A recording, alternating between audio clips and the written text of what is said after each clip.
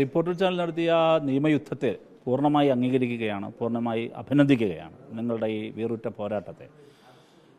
നമ്മൾ മെറ്റ ഈ രാജ്യത്ത് പ്രവർത്തിക്കുന്നത് വ്യക്തമായ നിയമങ്ങളുടെ അടിസ്ഥാനത്തിലാണ്. പക്ഷേ ദൗർഭാഗ്യകരമായി മെറ്റ ഏകപക്ഷീയമായ രാഷ്ട്രീയ ആയുധമായി മാറുകയാണ്. പലർക്കും ദുരുദ്ദേശത്തോടെ മെറ്റയെ സ്വാധീനിക്കാം എന്ന നില വരുന്നു. തങ്ങൾക്കിഷ്ടമില്ലാത്ത കോണ്ടൻറ്റുകൾ വന്നാൽ ആ കോണ്ടൻറ്റുകൾ നീക്കം ചെയ്യാൻ മെറ്റ നിന്നുകൊടുക്കുന്ന കാഴ്ച, അത് ഇന്നലെ വരെ ശ്രീ നരേന്ദ്രമോദിക്ക് എതിരായ വാർത്തകളാണ് മെറ്റ ഏകപക്ഷീയമായി നീക്കം ചെയ്തുകൊണ്ടിരുന്നതെങ്കിൽ ഇപ്പോഴിതാ സംഭവിക്കുന്നത് കേരളത്തിൽ ശ്രീ വി ഡി സതീശനും ആ ആനുകൂല്യം മെറ്റ നൽകുന്നു. അത് ഉറപ്പാണ്. ഡൽഹിയിൽ സംഘപരിവാറിൻ്റെ അംഗീകാരമില്ല, നോഡില്ല, സമ്മതമില്ലെങ്കിൽ മെറ്റ അത് ചെയ്യില്ല. അപ്പോൾ കേന്ദ്ര സർക്കാരിൽ നിന്നുള്ള സമ്മതത്തിൻ്റെ ഫലമായിട്ടാണ്, അല്ലെങ്കിൽ നിർദ്ദേശത്തിൻ്റെ ഫലമായിട്ടാണ് മെറ്റ ശ്രീ വി ഡി സതീശന് വേണ്ടി ആ പണിയെടുത്തുകൊണ്ടിരിക്കുന്നത്.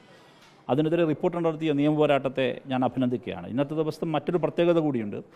കോക്രോച്ച് ജനതാ പാർട്ടിയുടെ ഇൻസ്റ്റാഗ്രാം അക്കൗണ്ട് മെറ്റ പൂർണ്ണമായി ഡിലീറ്റ് ചെയ്തു, എലിമിനേറ്റ് ചെയ്തു. ആലോചിക്കണം.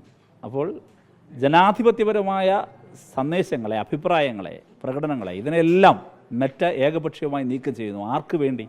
യൂണിയൻ ഗവൺമെൻറ്റിന് വേണ്ടി. കേരളത്തിൽ വരുമ്പോൾ അതേ മെറ്റ ശ്രീ വി ഡി സതീശന് അനുകൂലമായ ഒരു നിലപാട് സ്വീകരിക്കുന്നു.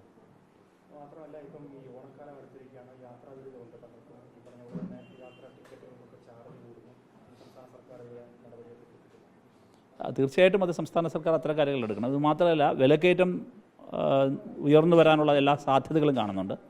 അപ്പോൾ അതിലും ശ്രദ്ധ വയ്ക്കേണ്ടതുണ്ട്. അപ്പോൾ വിലക്കയറ്റത്തിൻ്റെ കാര്യത്തിലും യാത്രാ പ്രശ്നത്തിൻ്റെ കാര്യത്തിലും ഫെസ്റ്റിവൽ സീസൺ എന്നുള്ള നിലയിൽ നല്ല മുൻകരുതൽ കേരള സർക്കാർ പുലർത്തണം.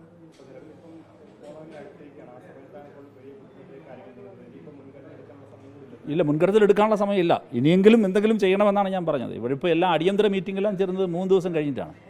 വെള്ളപ്പൊക്കം ഉണ്ടായ ആദ്യ ദിവസമല്ല, ആദ്യ മണിക്കൂറുകളിലല്ല, മറിച്ച് 3 ദിവസമെല്ലാം കഴിഞ്ഞിട്ടാണ് അടിയന്തര മീറ്റിംഗ് തന്നെ ആരംഭിക്കുന്നത്. ഇവരുടെ ഒരു ക്ലോക്ക് അങ്ങനെയാണ്, ഇവരുടെ ഒരു ഭരണ ക്ലോക്ക് അങ്ങനെയാണ്, അഡ്മിനിസ്ട്രേറ്റീവ് ക്ലോക്ക്. അതുകൊണ്ടാണ് ഞാൻ പറയുന്നത് ഇനിയെങ്കിലും അത് ചെയ്യണം. അത് നേരത്തെ കൂട്ടിയതൊന്നും കണ്ടിരുന്നില്ല. യാത്രയുടെ കാര്യത്തിലാകട്ടെ, അല്ലെങ്കിൽ വിലക്കയറ്റത്തിൻ്റെ കാര്യത്തിലാകട്ടെ, എന്തെങ്കിലും ഒരു നല്ല തയ്യാറെടുപ്പ്, ഗൃഹപാഠം നടത്തിയതായി കാണുന്നില്ല. അപ്പോൾ അവരുടെ ഒരു സമരക്രമം അനുസരിച്ച് ഇനിയെങ്കിലും അത് ചെയ്യണം എന്നാണ് ഞാൻ പറഞ്ഞത്.